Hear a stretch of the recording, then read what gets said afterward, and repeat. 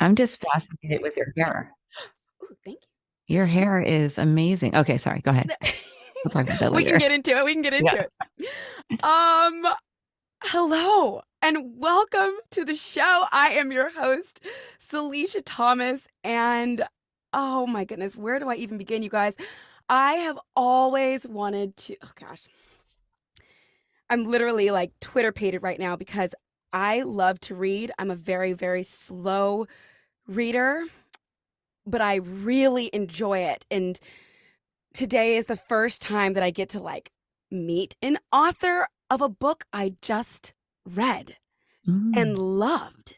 And I'm like, oh my gosh, where do we even begin? But just here's the rundown. Okay. So, in preparation for this interview, I got the book on Tuesday, opened it up on Wednesday, and I just told you I'm a slow reader. Y'all, I gobbled this down in 2 days. It is Friday today. The book has been read from the intro, like the author's note at the beginning, all the way through the acknowledgments. Like we're not talking 2020. I have all this time on my hands. Okay, we're busy, folks. The book is that good. Let's see here. It's about a beautiful Black woman with a life arc that should be turned into a movie. She's got a life that many of us could only dream of. But she'd been hiding, and this is in the book, this is what we're talking about. But she'd been hiding her truest self for so long and found relief in what began as a doctor ordered prescription and turned into an addiction that threatened to take everything away from her. In her book, Stash, she takes us on the journey of how her addiction began, the agony of being in rehab, and how she returned to the world and persisted in living a life of sobriety and living to tell the story. She's a freelance writer, a speaker, host of the One and Only Room podcast, Only One in the Room podcast, a 2022 TEDx speaker, and an LA Moth StorySlam winner. And y'all, when I tell you, she is an amazing storyteller. I don't even, this is, if I knew about this, I'm not, oh God, how do I even say this?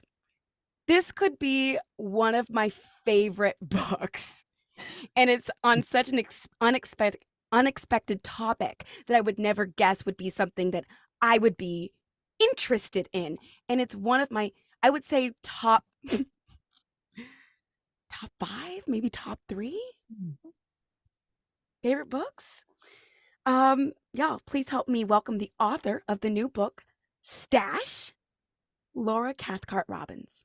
Oh, wow. Thank you. Thank you, Salisha.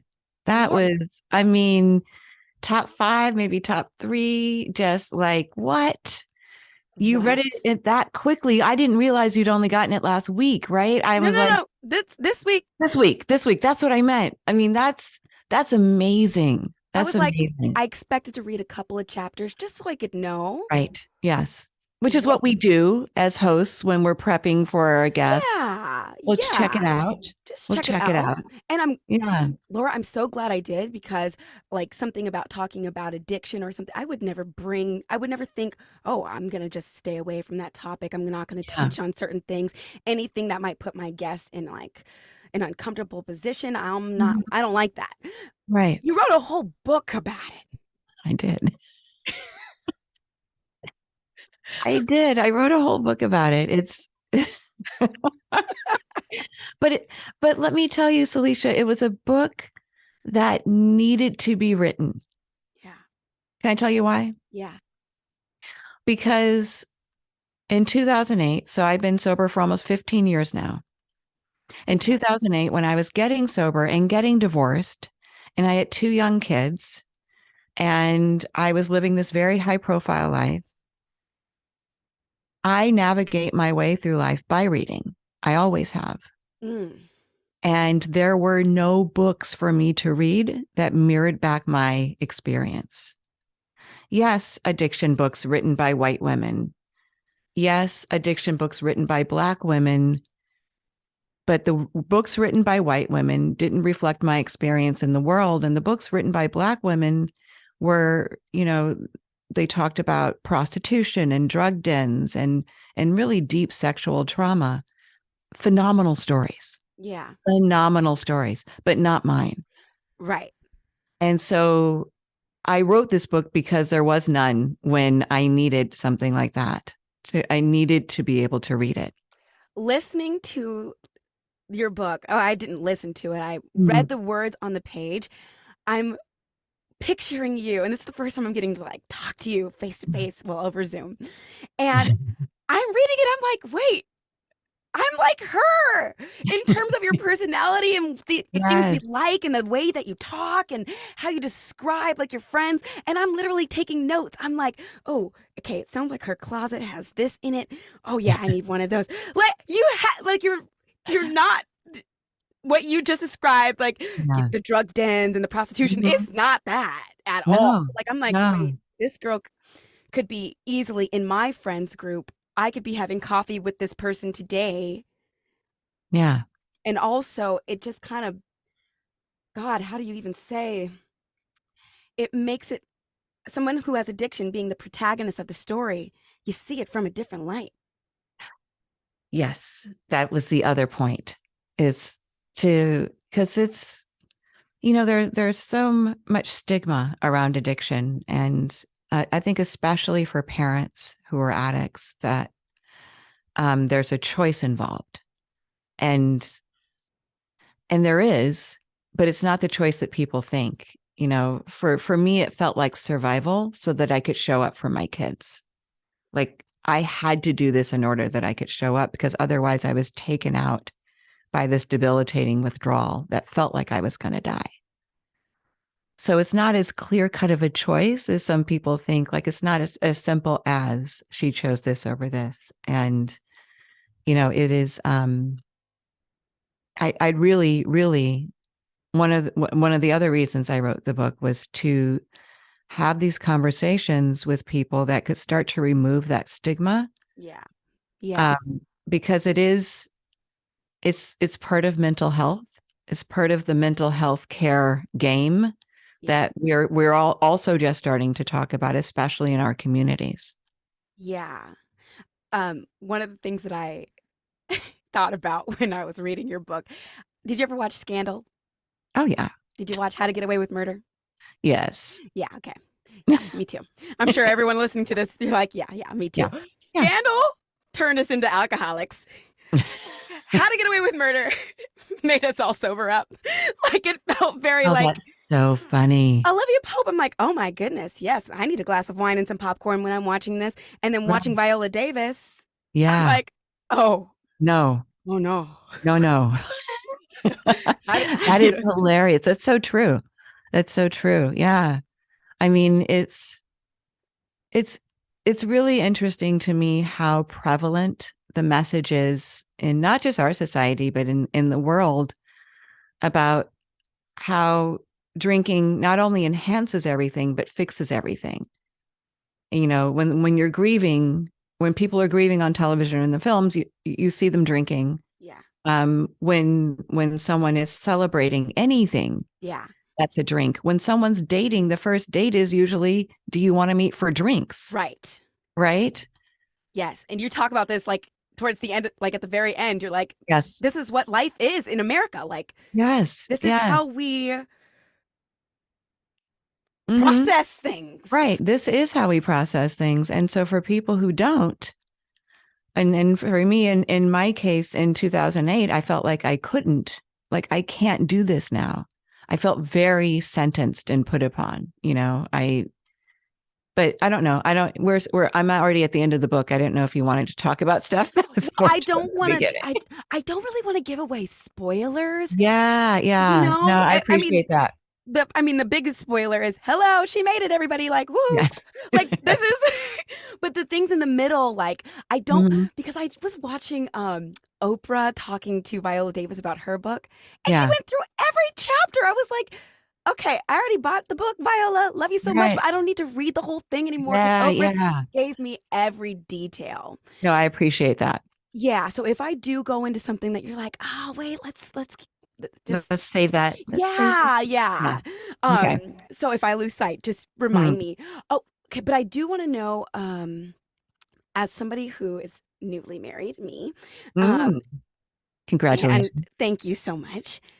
I've before meeting my husband, I was like, yeah, I don't really need kids. Mm-hmm.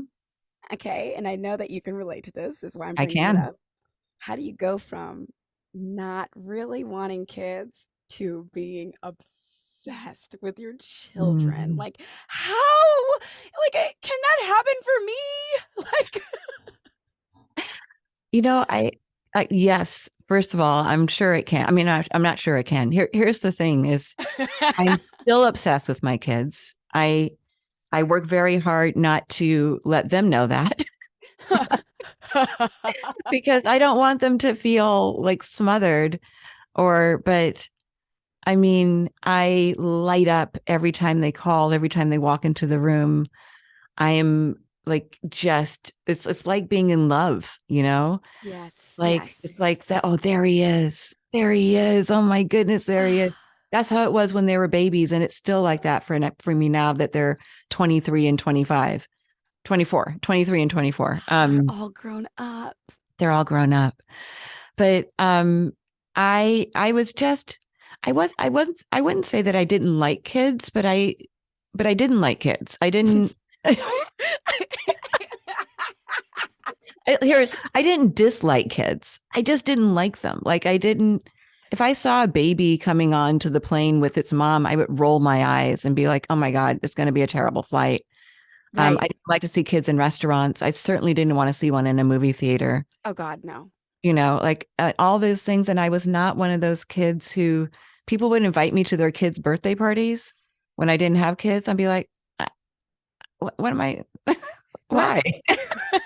What am I going to do there? And then to be surrounded by all that kid energy was nothing that I ever enjoyed. So, What am I gonna do there? That is so real. But I feel like those, I've never been there at one of those, but I feel like a 1-year-old birthday party is not about the 1-year-old. no, it's absolutely not about the 1-year-old. Even the 3-year-old parties, it's just about sugar and wrangling. That's it. It's like we're going to wrangle these kids over here, we're going to wrangle them over here. They don't know what they're doing. No one knows what they're doing. But so I didn't dislike kids, but I didn't like them. I never changed a diaper. I'm not a babysitter girl. Like that was not my thing.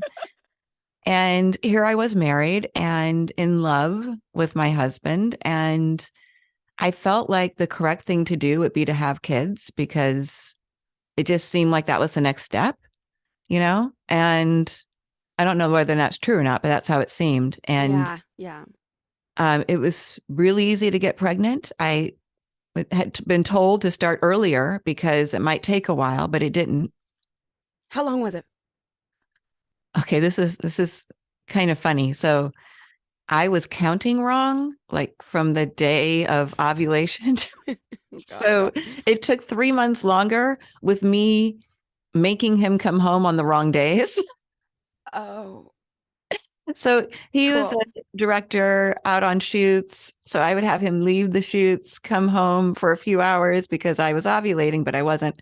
Um, Oh gosh. but once I figured it out, it was the first try. So it was like a No. total of 4 months. Yeah. Okay.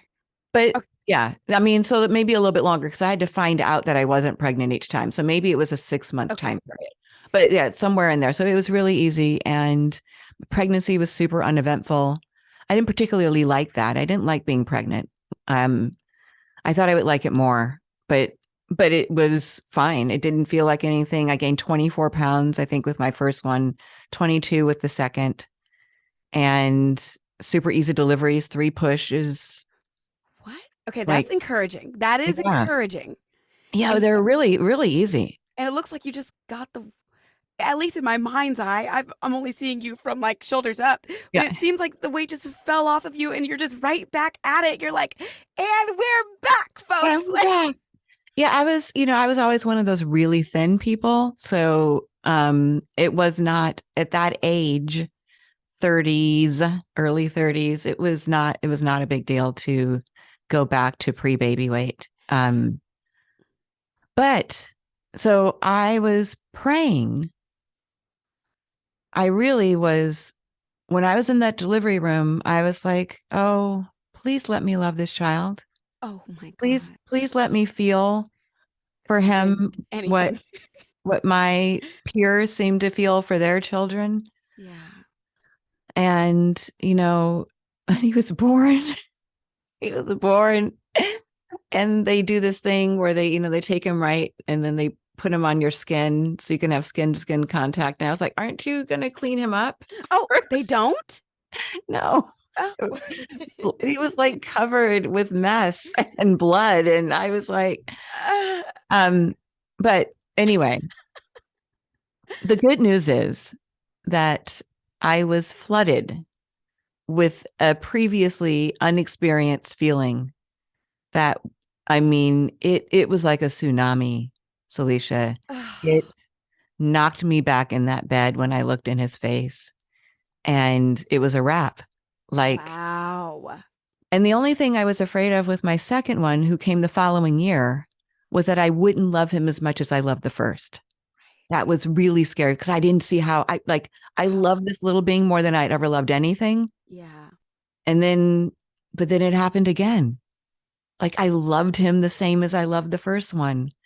And they're so different, my kids, but the love was exactly the same. And it is the most powerful instinct I have, my maternal instinct still. It's, yeah. Clearly reading your children being like such a huge why in your life. Yes. They are the biggest why I do this, why I do that. Yes. I'm like, I have goosebumps just thinking about it. I'm like, and it kind of makes me feel like if there's anything that in my life, there's plenty of things that I want to change, it's like, it's not enough to do it just because people tell you to, or because of, what do you call it? Yes. Pride and shame. Yes. You have to have a why that hits home for you. Yeah. Okay. I want to ask you something. I know your book has not come out yet, and it's about to come out. And I don't know when this interview is going to come out, if it'll be before or after. But yeah, but you can still pre-order. You can still pre-order. Yeah. Has your ex read the book? He has. Yeah. Okay. How are we feeling? How did that go over? Was it okay? Is it not okay? I know you said he gave you his blessing in like the last freaking sentence on the last freaking of the thank yous. Yes, the acknowledgments. Yes. He was lovely. He's really supportive. So he was, he has been nothing but supportive this whole process. Yeah. And that's what it seemed like. Yeah. Reading the pages. And there were some times when I was reading it and I was like, wait, Laura. Yeah, what are you doing? Yeah. Well, I know that you guys had the lawyers in your heads, and I'm like, but me, I'm such an emotional. I'm like, you can trust him. You've been married to him. Just tell him things. Did you ever feel that way, or was it like, no, give him nothing? It's really hard to disentangle my addictive mind from the person that I was then, the person who knew him, who understood him, who knew that he had my best interest at heart, because the addiction made me paranoid about everything. Right. Yeah. So he was closest to me. So I saw everybody through that lens, except for my children. Everybody, my mom, maybe not, but even her a little bit, but literally everybody else, I was like, what are they going to take from me? What am I going to lose? What do I need to hide from them? So that I can get what I need. Oh my gosh. Yeah. So yes, looking back as I was writing this, I could see, girl, just let go. and have that conversation. But at the time, the addiction was so, because at the time you're talking about, I wasn't using anymore, but it didn't matter. Like I was still in that cycle, even though it was now minus the substance.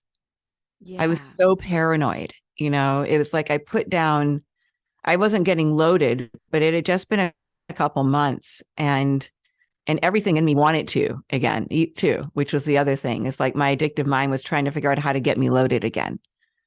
Right. And I feel like, and I felt that too, because I feel like people have, a lot of people, many people have addictions. It Yeah. might not be alcohol. If Mhm. you're in America, it probably is Yeah. alcohol.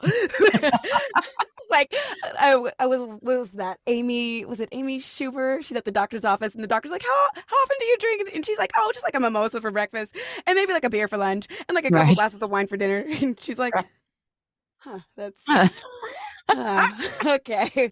Okay. Yeah. Well, but I was saying, like, whether it's alcohol or Mhm. drugs or prescripted medicine or maybe even sugar or eating, Mhm. overeating, Gambling, sex, gambling, and love.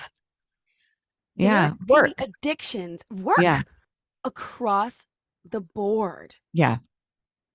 Like, what would you say to somebody who is going through it, whether they realize, okay, this is a problem, or maybe to the person who, oh, because it's not alcoholism or a Mhm. drug addiction and they don't realize that it's a problem, like, but it is, what would you maybe say to them? It's such a good question. There are so many definitions of what constitutes an addiction. The medical definition is anything in which you continue to indulge despite negative consequences. Anything. So if I'm shopping too much and I can't pay my rent, I have a shopping addiction, according to that. You know what I'm saying? If I'm eating too much and I'm becoming morbidly obese, or I'm pre-diabetic and I'm moving into diabetic, I have a food addiction. These are negative consequences that I'm experiencing, and I'm continuing to indulge anyway. So I think there is a lot of misunderstanding about someone who might be a recreational drug user, someone who might just be a drinker or a heavy drinker, and someone who has an addiction or alcohol use disorder or alcoholism, if you prefer. Um, that distinction can be blurry, but it really is that because my former father-in-law, who I love, used to be a daily, what I would consider to be heavy drinker. But when health step came up, when his doctor said, why don't you put down alcohol for a while? He did with no problem. He was not addicted to it. Oh, And he also didn't experience negative consequences attached to it. interesting. Right? He loved his cocktail hours. He enjoyed himself more during them, and nothing happened. He didn't get a DUI. He didn't, have pancreatitis. Is that the right word? Pancreatitis. Pancreatitis. I don't know, girl, but I know what you're talking about. You know what I'm talking about. But I mean, he didn't. So he didn't.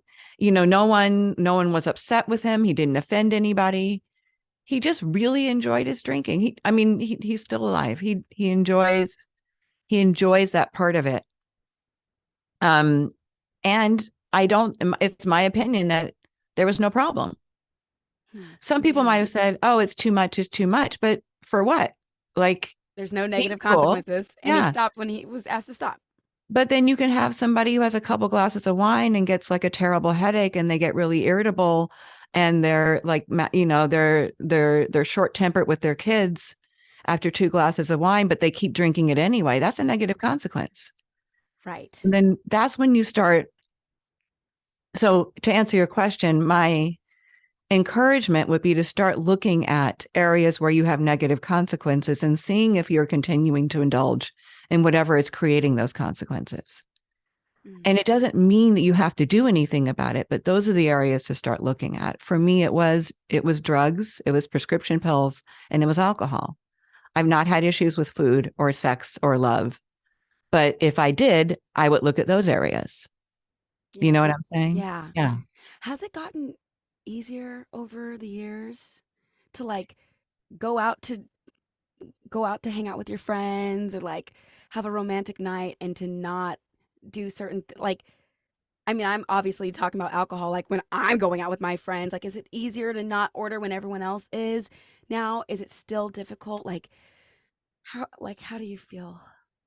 Um, Certainly, I think what was hard in the beginning, like the first couple of years, where my friends just didn't know what was okay around me.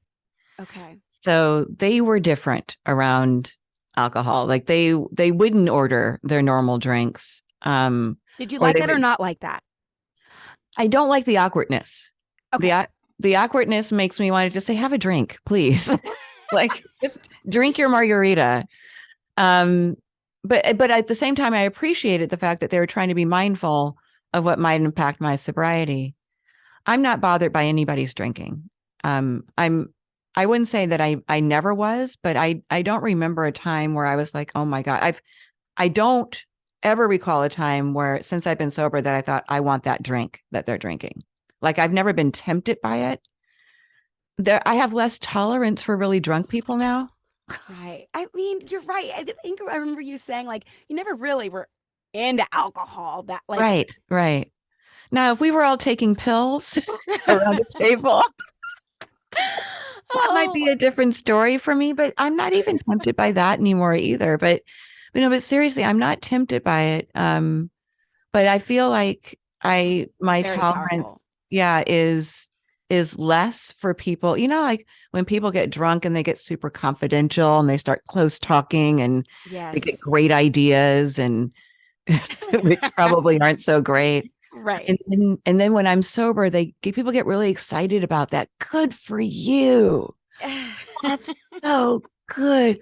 Oh my God. And I'm just like, okay, back up. Thank you. I'll take the thank you, but you need to get your hand off my shoulder and off my knee right. Right. and move your alcohol breath back over to your side of the chair, please. Um, That is but so it's not like I'm like, oh my God, I'm gonna leave or else I'm gonna drink. It's never been that. can we talk about how your life continues to snowball in incredible ways? Hmm. Okay. So I think first off, going from your experience in high school, which was not so great, but people believing, which I'm like, I see it. You look so freaking put together. I would believe anything you told me straight up. You're like, I'm in honors classes. That's why you don't see me. Yada, yada, yada. You're out. And Yes. you left school before your friends. Yes. Go from that Yeah. to what you were working he was working you were working for a PR firm, and then you were like, wait, I'm bringing in my own clients. I'm starting my own PR firm. How did that Okay, can we just talk about that Yeah. one transition Yeah. for a second? Thank you. So yeah, I went to my first public school. It was a high school, Berkeley High. Shout out to the Yellow Jackets. Hey. Hey. And I had been in a school with, maybe 10 kids to a classroom, maybe usually 4 or 5. This was a school with 3,000 kids. And Oh my God. yeah, and I did not transition well. And that shy that we talked about, that shame and pride, I'm a very prideful, self-sufficient. I always have been. Mm. And self-sufficiency for me when I was little was survival. And then it just stuck. So if I couldn't figure out how to do it on my own, I wasn't going to do it. But I wasn't going to ask you for help. And that wasn't like a conscious thought, but it was just how I operated. And I couldn't figure out high school. I couldn't figure out how to do well. I was lost. I didn't have the foundation that the other kids did. Right. Yeah. Right. If you haven't been to public school your whole life and you're used to 4 or 5 kids in a class, Yeah. 3,000, Yeah. like there was 2,000 at my school, and I thought that was a lot. And I've Yeah. always been a public school girl. Like that is Yeah. like a culture shock. It was. And socially I dug it. Like it looked like the schools I'd seen on TV. There were school buses. I was like, yes. Wow, cool. But yeah, I was really lost and I didn't ask for help. So I dropped out somewhere in the 10th grade. And I was told by my mom that if I was going to drop out of school, I needed to work. So I got a couple jobs. One of them I write about in the book, and decided like kind of impulsively to move to LA because I love, love, love commercials. I love them. Oh. There's a commercial award show called the Clios that happens every year. I was the only person I knew who watched the Clios faithfully every year. Oh my gosh. I have never heard of anybody like just loving commercials. Love commercials. So I moved here to Los Angeles to direct them. I thought that's what I was going to do. Like, I'm not going to be a waitress anymore. I don't have an education, but that's okay because directors don't necessarily have to have educations. I'm going to go direct commercials. And I got a job for a commercial director. Found out very quickly that I was not going to direct commercials. That was not happening. That is a very elite field of white men. At least it was then. I'm sure there are more people now.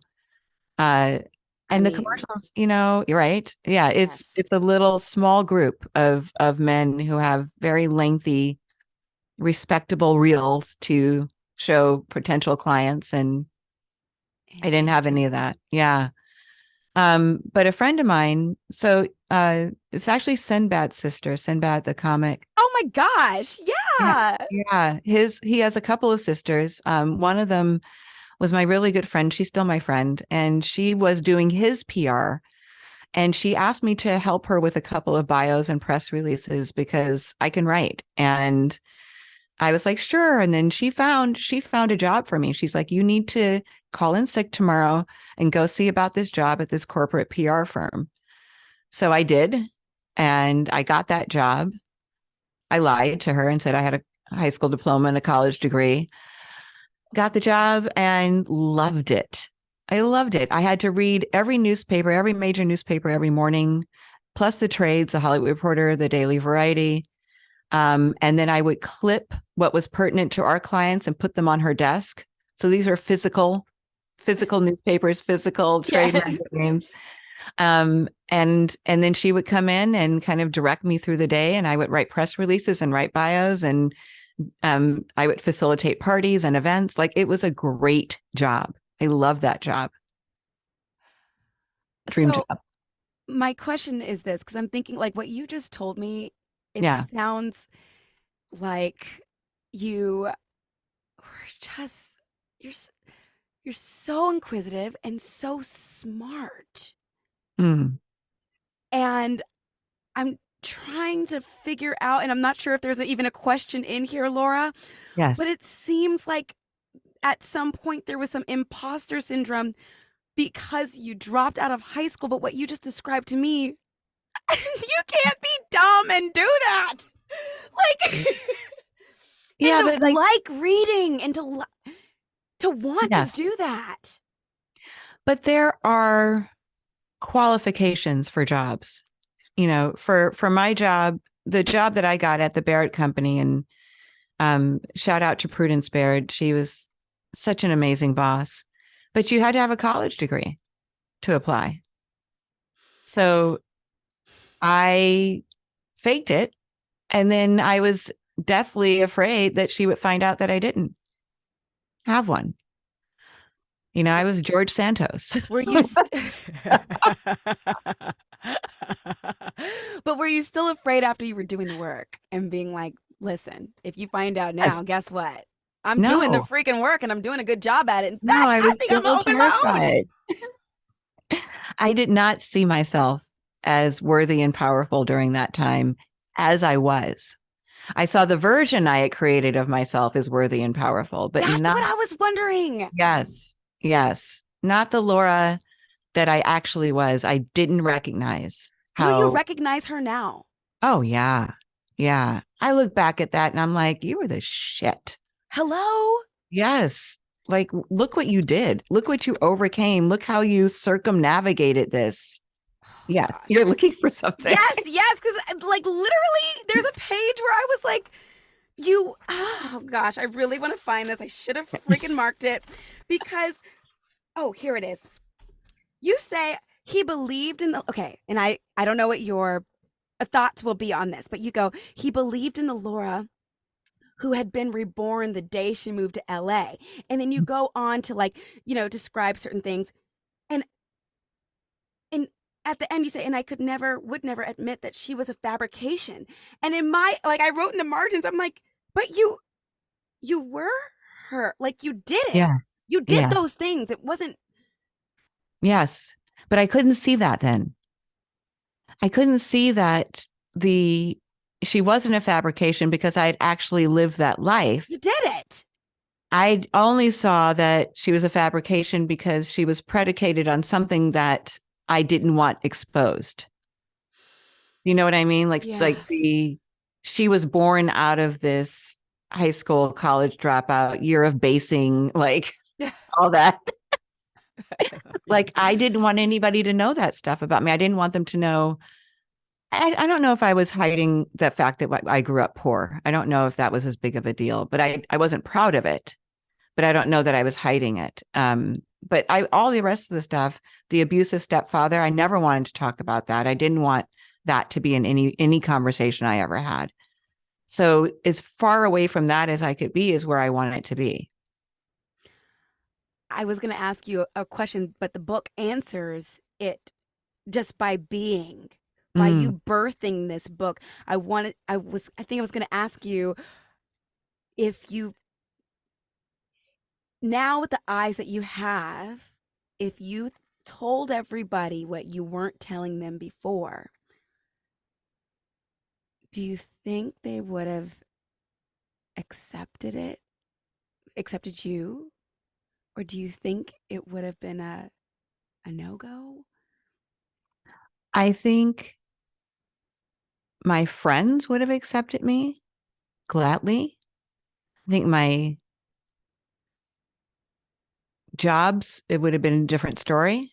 I don't think I would have gotten those jobs. I don't think I would have had that same career path. So I don't know what my life would have looked like without lying about my education. I don't know. I think for sure if I had been myself with my ex-husband, he would have accepted it. I don't know how he would have taken a reveal. Like, got it. I presented you with this, but ta-da, I'm really this. Like, I don't know what that would have looked like. I was thinking about that through the pages. But I mean, honestly though, like it turned out the way it's supposed to. Mm-hmm. And we won't even get into like how that is. Yes. You have to read the book to know what that is. But I think life happens the way it's supposed to. Yes. So we talked about you snowballing into your PR world. Mm-hmm. Can we talk about you snowballing into your writing career? Yeah. Yeah. What the heck? How did you do this? This is your first book? It's my first book. What the heck, Laura? Yeah. Freaking good. It's freaking you. good. Like I literally feel like this is about to blow up and I cannot believe I got to read it before everybody else. Like that is how I feel. That is literally how I feel. I love that. I love that. Thank you. How long have you been writing? How long did you know? Like, how did you snowball into this? Yes. So I've always written. I've been, my mom was in college when she had me, and she would read me her textbooks, or not textbooks, but her assigned reading, which was Dostoevsky and Gogol and all these Russian writers. And those were the books I read on my own, starting at like 5 and 6. I didn't read any age appropriate books until I was much older, 10 or 11. And everything that I am is like stolen from the bits of these books that I read growing up. And like so much of my education was from reading that I didn't know how words were pronounced. Because I only knew as I read them. I had never heard the word hyperbole. I thought it was hyperbole. Yeah. Yeah. So when I said it wrong, as an adult for the first time, I was mortified when someone looked at me. And then like the explanation is, oh, I've never heard this in a classroom because I wasn't in them and it was just, Right. But I've always read, and I've always written, I've always journaled. I've always written stories. I did not think that was what I was going to do with my life, but it seemed like breathing to me. Always read, always write, always read, always write. And when I got sober, I stopped doing both. I could not read. Oh. Not literally, of course. I read emails. I read, like yes, I know. I read, recipes or instructions, but I couldn't read for pleasure anymore. My mind like snapped shut against it. And I also couldn't write. I tried to write. I tried to write in my journal. I tried to write anything. Again, I wrote thank you notes. I wrote like things like, but I couldn't write the way that I was used to writing. And so I started taking classes when I was about 5 years sober to just kind of get those juices flowing again. Yeah. Really, really hard to do. It did not come back to me. That was probably 2012 when I started taking classes. And in 2016, I think, or maybe it was 2017, I was advised to start a blog. Like, if you want to write a book, I wanted to write a book at that point. I thought I wanted to write this book, but I wasn't really sure. They're like, you should start writing, just start writing a blog. I'm like, I have nothing to say that I could say every week in a blog, but I did it. And I posted every week for 2 years. And then I went to that writer's retreat called Brave Magic to see Elizabeth Gilbert and Cheryl Strayed, Cool. who were two of my literary heroes. And I was really excited about that because I was just starting to be able to read again. I had read Big Magic. I love that book. Yeah, I love that book. It's not on my desk right now, but it usually is. I can see it from here. And Wild was one of my favorite books too. I loved Cheryl Strayed's Wild. And so I had that really dual experience there where there were 600 people and I was the only Black one. So I loved the retreat, but I had a very solo experience as the only Black person there for 3 days. Wow. Right. Right. I wrote about that when I came back. That was my first published article. It was for the Huffington Post and it went viral. And that's how the podcast came about, because the responses I got were like, I'm not Black, but I know what it's like to feel alone in a room full of people. I'm not Black, but I'm in a wheelchair and I too feel like the only one in the room. Like, it was just this swath of responses from people from all over the world, all ages, religions, colors, creeds, etc. So we decided to tell those stories on the Only One in the Room podcast. That's awesome. Yeah, that's where that idea was born. That's but cool. it birthed my career. Like, it was, so the podcast became part of my author's platform. And, the idea of writing a book proposal was closer and closer, even though I hate book proposals. It's so much marketing. It's not fun. Like, the fun part is like just the writing, and then like the marketing around the selling of it all is not fun to me. But so I did that. And honestly, I'm, at that point, and I still am in my 50s, and I'm thinking, right now my life is really good, Salisha. Like, I have a good life. I have a very good, like you have a good, you look good. Laura. Yeah, I do. I enjoy my life. I have these beautiful relationships with my kids, with my parents, with Scott, with my friends and my family. And I do basically what I want to do every day, which is amazing. So I have this really beautiful life. And I thought I should give this writing thing a try. Yeah. But in the summer of 2020, HarperCollins posted on Instagram that they would take 30 pages in a query, which is a pitch letter for a book, from unagented Black authors for the summer only. Deadline was at the end of the summer. And I didn't have 30 pages or a query, but this is in response to the cultural reckoning that was happening all over. With George Floyd? Yes. And Breonna Taylor and Ahmaud Arbery and like everybody else that had been wrongfully murdered at the hands of white people. Got it. Yes. So anyway, I was encouraged by that. I decided I was going to devote myself to writing those 30 pages in that query. That was going to be my summer. I'm like, okay, now I know what I'm doing with my summer. And I wrote them. And I have a writer's group. I ran them by them. Amy Bond, who's in my group, helped me with the query. She was essential because my agent said it was one of the best queries she had ever read, not written. Wow. And I turned it in, and it was an automatic response that says, "Thank you for your fiction submission." And my shoulders dropped, and I went, "No," because it's memoir. And I knew it wouldn't be considered. Dang It went it. on and on about how it must be fiction, blah, blah, blah. So But yeah, how did yeah. So a friend of mine, a couple months later, asked me about how it went. I told her. She said, "Let me read them." She's a published author. So I sent them to her, didn't hear anything from her for another month. And then she emailed me and she goes, "Oh my God, oh my God, oh my God. I'm just reading your pages. Holy fuck. Let me connect you with my agent. I'm sending them to her right now." And her agent signed me the next day. Oh my God. Yeah. So that was November of 2020. She said, "How quickly can you write it?" I turned in Stashed April of 2021. We sold it in October of 2021. How quickly can you write it? Yes. Yes. Oh And my God. and now it's out. I mean, it's either close to being out or it's out, but it's imminent. It is imminent. And it feels like I'm gonna see this all over Barnes and Noble. Like that's how it feels. Like it's gonna be on.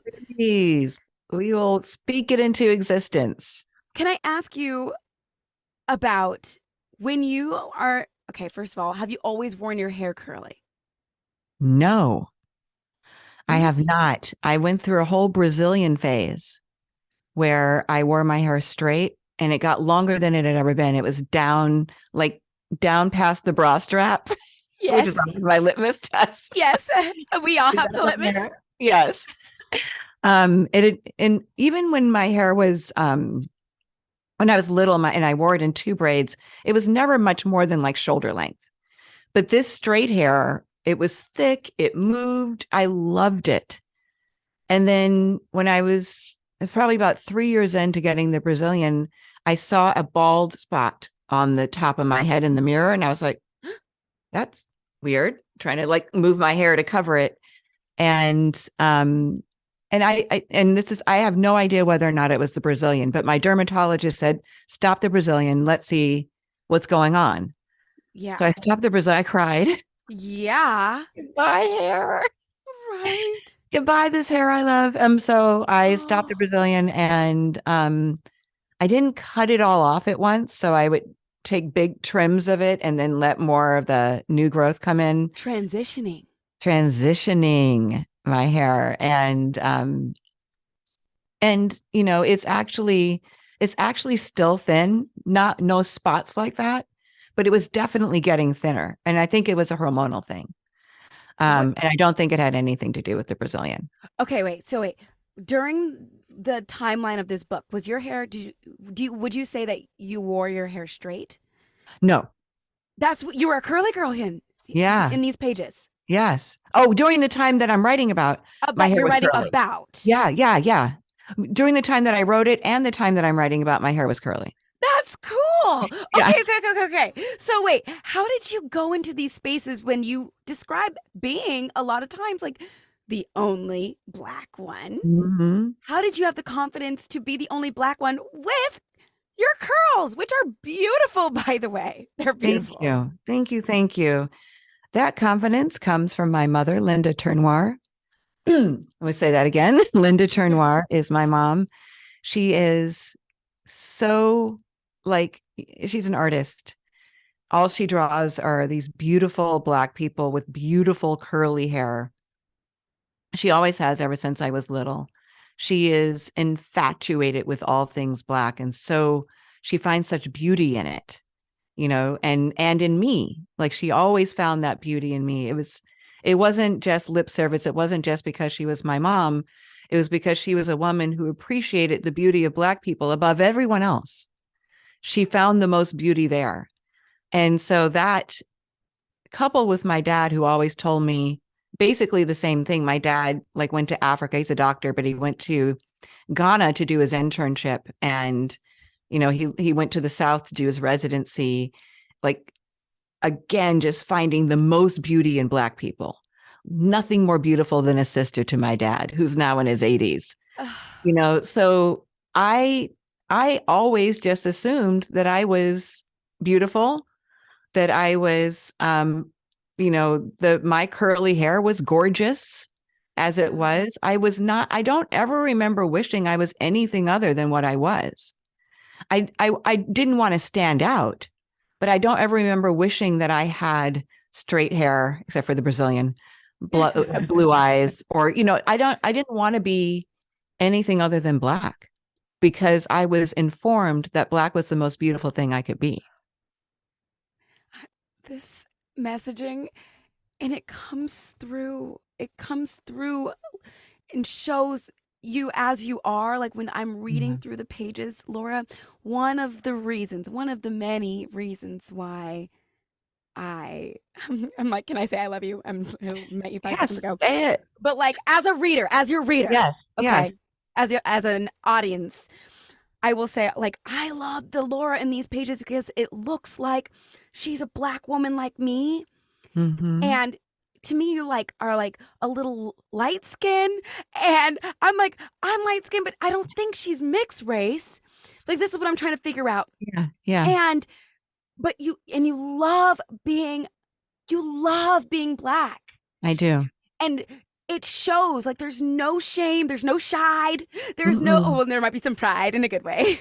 Hey. But it feels good to see another person who looks like me, who loves it. Yes.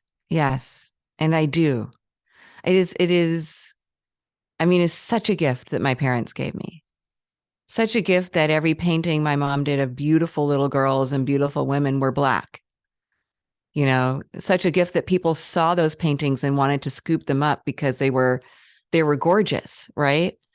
So there was never any question. And thank you for saying that. People always ask me if my parents are mixed. I think probably all Black people are mixed at this point. Hello. Yeah.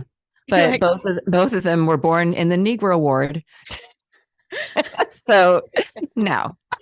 They're Black. Yeah. Did your mom know how to do your hair when you were little? So did you grow up with an education of how to do your curls? Well, no, what my mom did with my hair was braids. Like, that's what she did. The washing was always a joke. And because, it was like all that hair and I would be screaming and, oh my goodness. But I relaxed my hair in high school because I did not want the curls. And that was a huge mistake for me. Because I didn't know how to take care of a relaxer. Right. Did anybody though? No, I don't think so. Well, there were a few girls, but like the press and curl girls had it going on. Yeah. Like they knew their hair was bouncy, shiny, couldn't tell them nothing. Unless you pour a bottle of water on their head, then they gonna go running because I was that girl. I'm right. Get that away from me. Yes. It's raining. I'll stay in. Thank you. Right.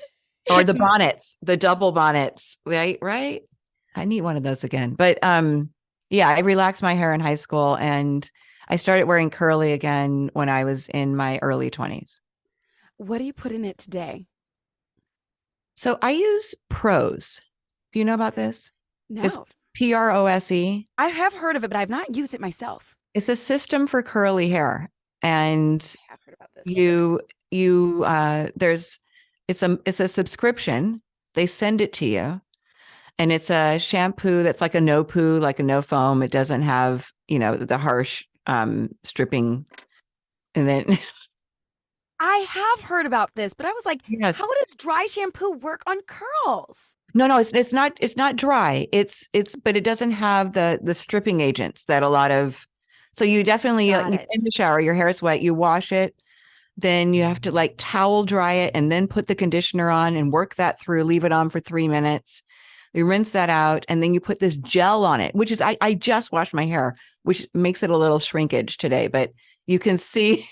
I know that day one feeling. Yes, I know. yes. The day one feeling. So I have gel in it and then there's this creamy conditioner that you put on top. But by tomorrow, because I don't like gel normally. Gel is flaky and dry and it makes it too crisp. This gel is amazing. It really is. And I've never used anything like it. So that's what I use. I use the whole prose system. Interesting. I'm like, that might be worth taking a look at because I've It's not worth a used it. try. It's worth a try. Yes. Yes. And I almost had wash day myself. I know you mentioned my hair right before we started this call, and I'm going to let you go soon, by the way. I know I've kept you. No, but your hair is amazing though. Well, it's because my hair is in a little bun, Laura. Yes. And I was like, I want to do wash day, but then it'll be day one hair.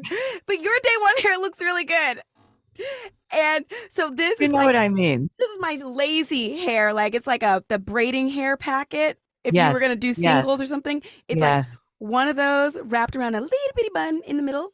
I hear you. It's good. Wrapped it around and made a little bang Yeah, the and bang pinned is it. really good. Yes. Yes. Thank I you, love girl. it. Thank I you. love it. Yes. I feel like my heart is so full. I Hmm. feel like I crossed off a bucket list item that I didn't even know was on there. Getting to talk to you, getting to read your book. Hmm.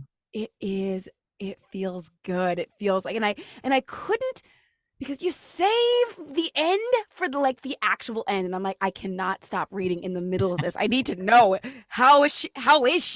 Is she okay? Like, I need to know. Yeah. Yeah.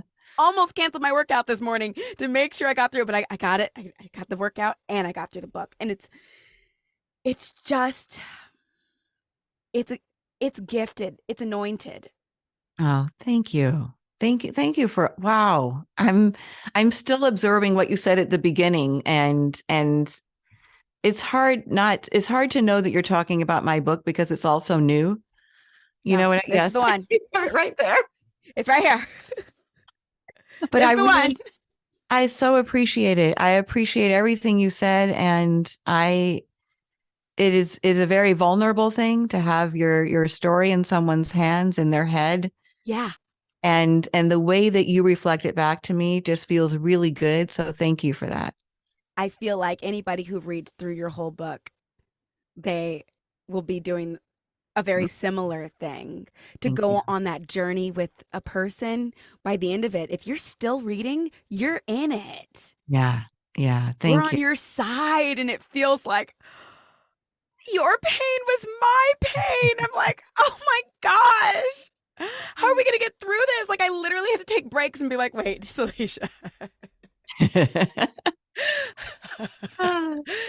This isn't your story. And also, she is okay. Like, you're going to talk to her tomorrow. I was invested, Laura. And also, just like, I just want to applaud your courage and your bravery from going from hiding your whole life to writing it in black and white and then sharing it. Thank you. Is more, even though this is a story about you, it is more than about you. And this story is going to touch a lot of lives. It's going to change a lot of people's perspectives. It's something that I didn't even know was needed until reading it. And it's just fucking relatable. I'm sorry for my language. No, please. I appreciate the emphaticness of it, that you are telling me something I needed to hear today. So I really appreciate that. Yeah. I mean, talk about something that feels universal. I've not touched a drug except for no, I've never done drugs in my life except for the occasional Tylenol, whatever. I don't think that counts. What I'm trying to say is, even from that lens, it feels relatable. I'm so glad. How the heck did you do that? Yes. Well, that's the thing. And I know we're at the end, but just the way I wanted to write it was in this very sensorial way where you were basically dropped into my body and could feel what I was feeling and think what I was thinking, to illustrate to people who didn't have that experience. I do the same thing about when I write about being Black. I want anybody to be able to drop in and have that experience so they can look like, oh, maybe when I said this, it could have impacted them this way. Maybe that was racist, what I just said. Maybe. Oh, I understand this better now. So I appreciate you pointing that out. Thank you so much. No, thank you. Thank you for taking the time to talk with me today. Thank you for sending me your book. I'm so excited for you. It comes out what, March 7th? Did I just make that up? No, it's March 7th. March 7th, 2023. It's right here. That's like tomorrow. Yes. Where can people buy it? Where can people find you? Tell me things. So theonlyonePod.com is our website and everything is on there. But you can find me on Instagram, even though you'll never spell my name, but it's Laura, Laura, Cathcart, Cathcart, Robbins, Robbins. That's my Instagram, Laura Cathcart, at Laura Cathcart Robbins. All the links are there in my profile. But if you go to theonlyonePod.com or you just like Google me, you'll see all these different places. You can go to simonandschuster.com and you can find Stash, and they have independent bookstores. I just want to really quickly make a push for independent bookstores, local bookstores, preferably Black bookstores. If you have one in your neighborhood, or if you want to find one online, our bookstores are dying in this country and they need those pushes. Amazon's pushing them out of business. God bless Amazon. I get a lot of my books from Amazon, but go to a local bookstore, go to a local bookseller and order the book or do it online. But anywhere that you find my name, you will find me and a link to be able to do this. And also, you guys, check out her blog. I've not gotten to read.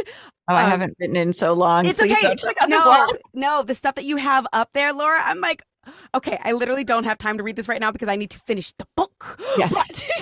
Okay, good. There's some thought-provoking things about George Floyd and how looking at him not as a dad but as an addict. It was change. Yeah. Perspective. I'm like, oh, mark that one. I got to go back to that one. Like, okay. Yes. And also, Laura, if your blog led to your inevitable book publishing, it can't be that bad. No shade on the blog. No shade on the blog. Yes. No shade on the blog. Yeah. Y'all heard it here first. Get your copy of Stash. Yes. This is Laura Cathcart Robbins. Thank you so much for joining us today. Thank you, Salisha. Oh, thank you so much. Yay.